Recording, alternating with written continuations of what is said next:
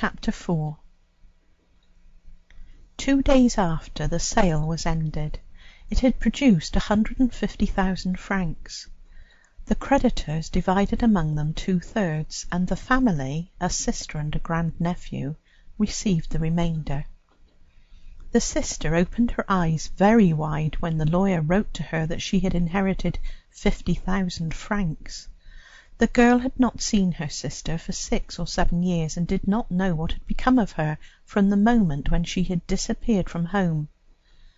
She came up to Paris in haste, and great was the astonishment of those who had known Marguerite when they saw as her only heir a fine fat country girl, who until then had never left her village.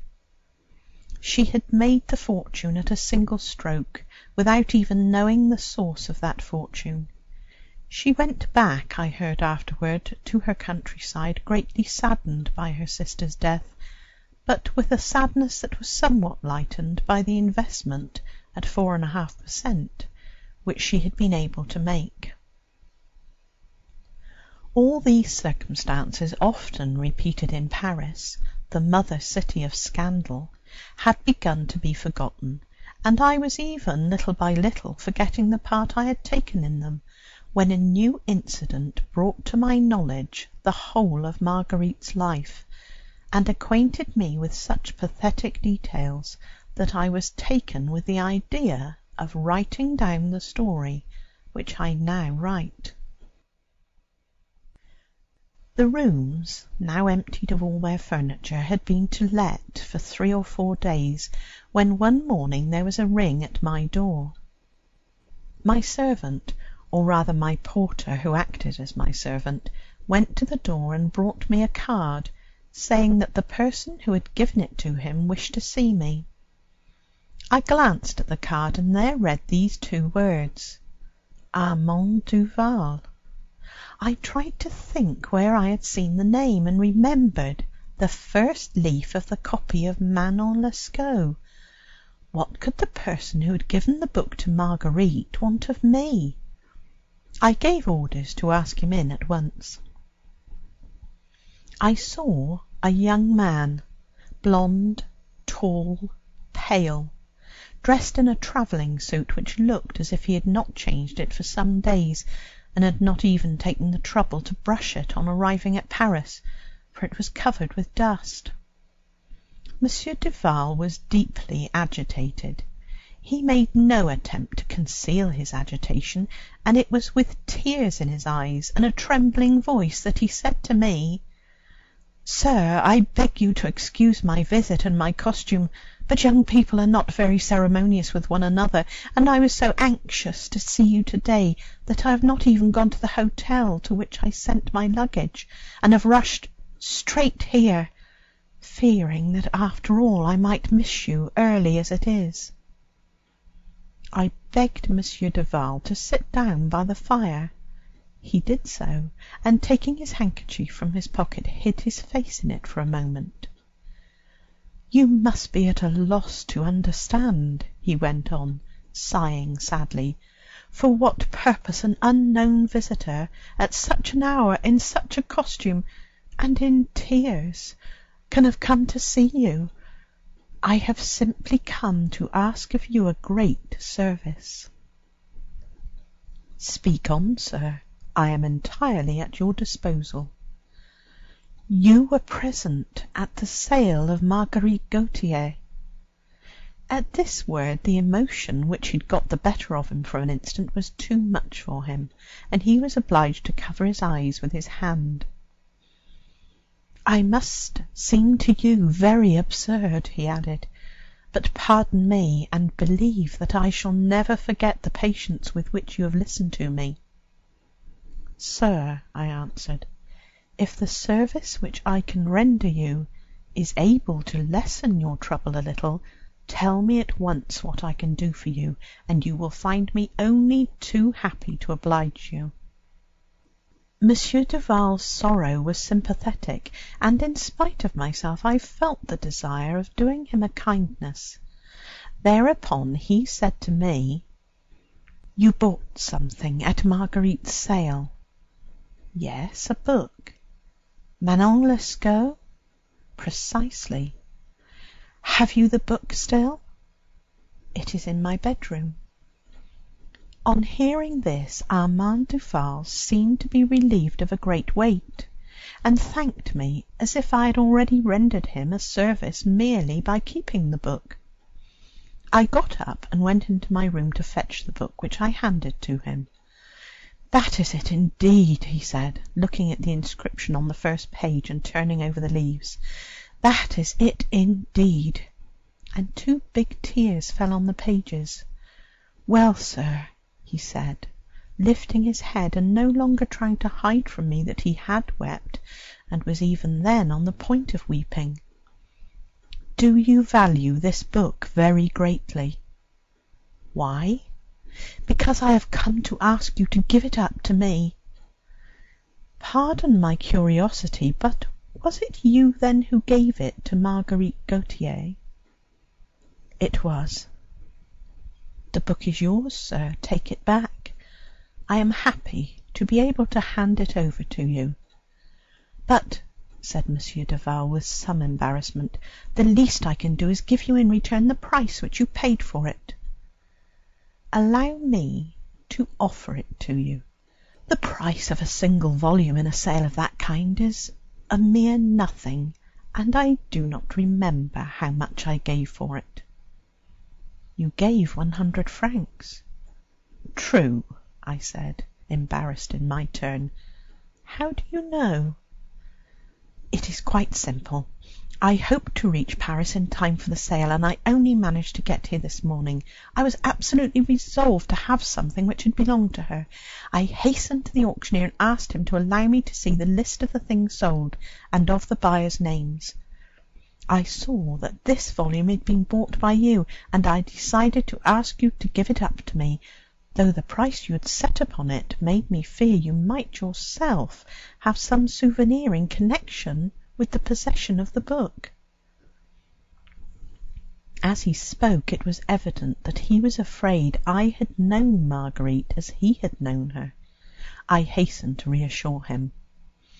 "I knew Mademoiselle Gautier only by sight," I said.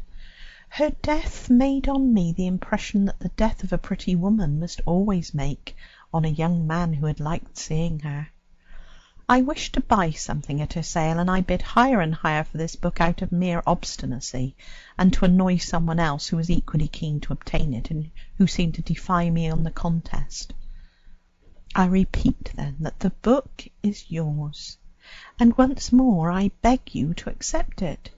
Do not treat me as if I were an auctioneer, and let it be the pledge between us of a longer and more intimate acquaintance."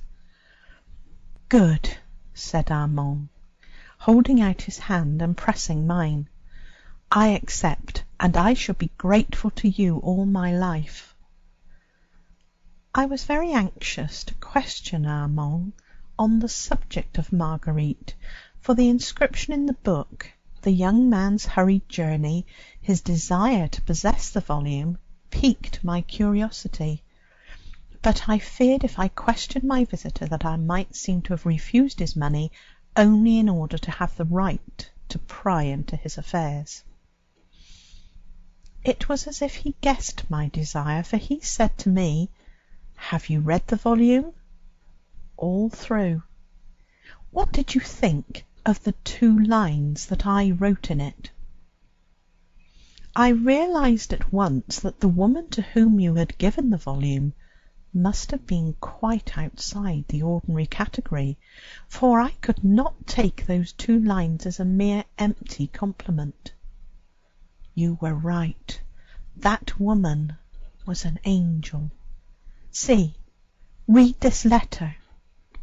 And he handed to me a paper which seemed to have been many times reread.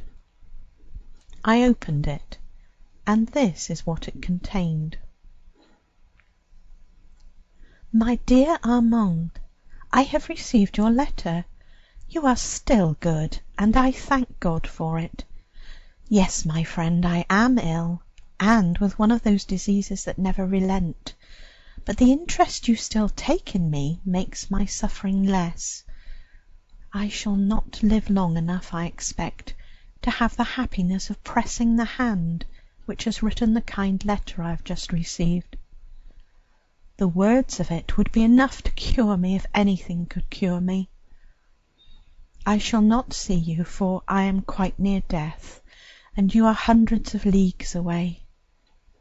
My poor friend, your Marguerite of old times is sadly changed.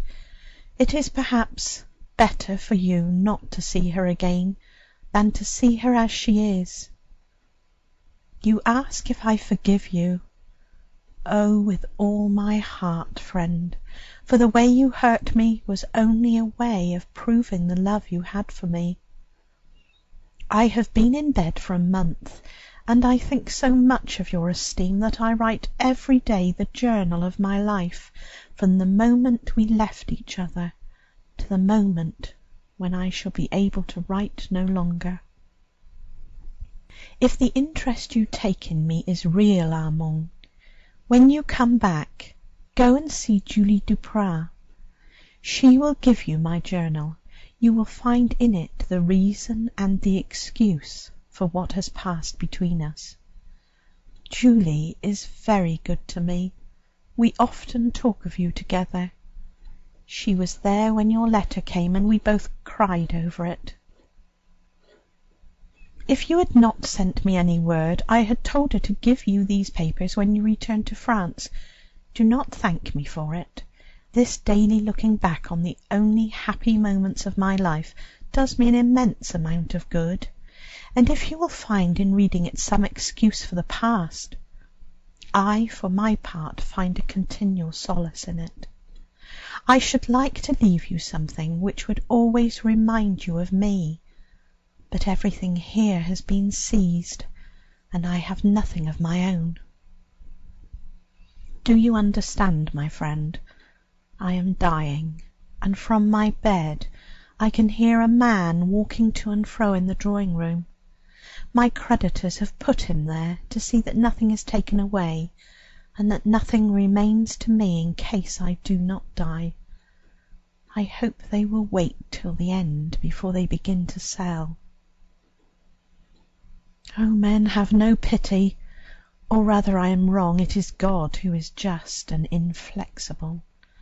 And now, dear love, you will come to my sale, and you will buy something, for if I put aside the least thing for you, they might accuse you of embezzling seized goods.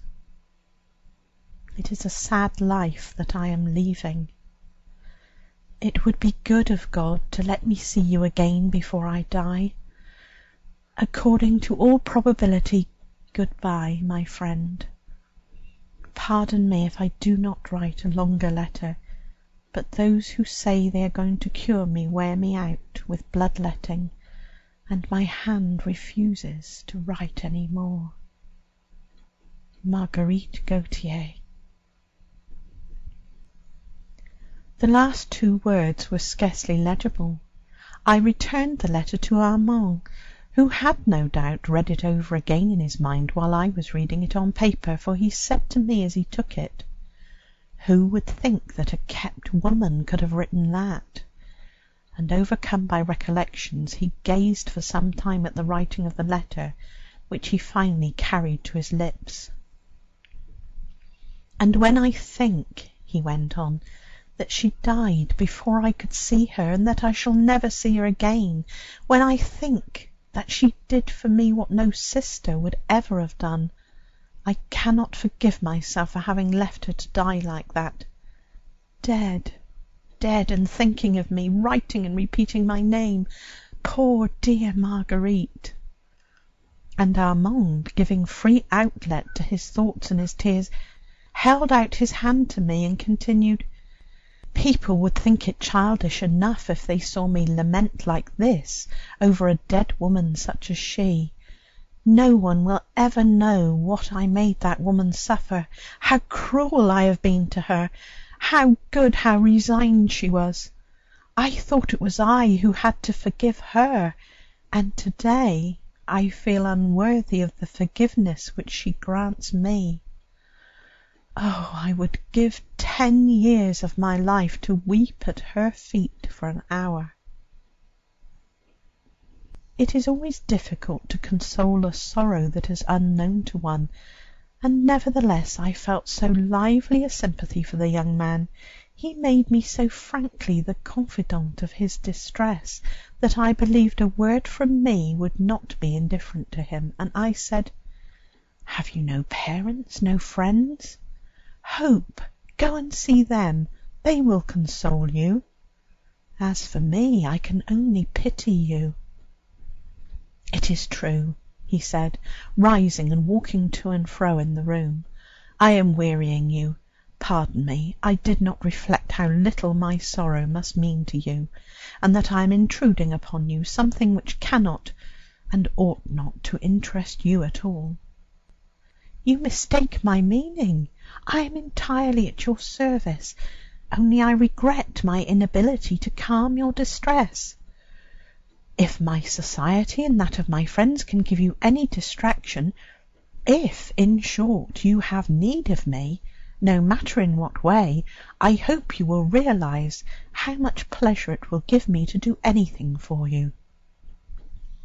"Pardon, pardon," said he.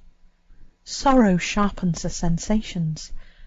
Let me stay here for a few minutes longer, long enough to dry my eyes, so that the idlers in the street may not look upon it as a curiosity to see a big fellow like me crying. You have made me very happy by giving me this book. I do not know how I can ever express my gratitude to you." "By giving me a little of your friendship," said I, "and by telling me the cause of your suffering. One feels better while telling what one suffers." "You are right. But to-day I have too much need of tears. I cannot very well talk. One day I will tell you the whole story, and you will see if I have reason for regretting the poor girl. And now," he added, rubbing his eyes for the last time and looking at himself in the glass, "say that you do not think me too absolutely idiotic, and allow me to come back and see you another time." He cast on me a gentle and amiable look. I was near embracing him. As for him, his eyes again began to fill with tears. He saw that I perceived it, and turned away his head. "Come," I said, "courage."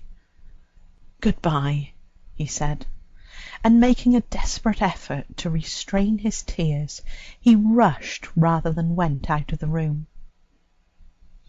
I lifted the curtain of my window and saw him get into the cabriolet which waited him at the door, but scarcely was he seated before he burst into tears and hid his face in his pocket-handkerchief.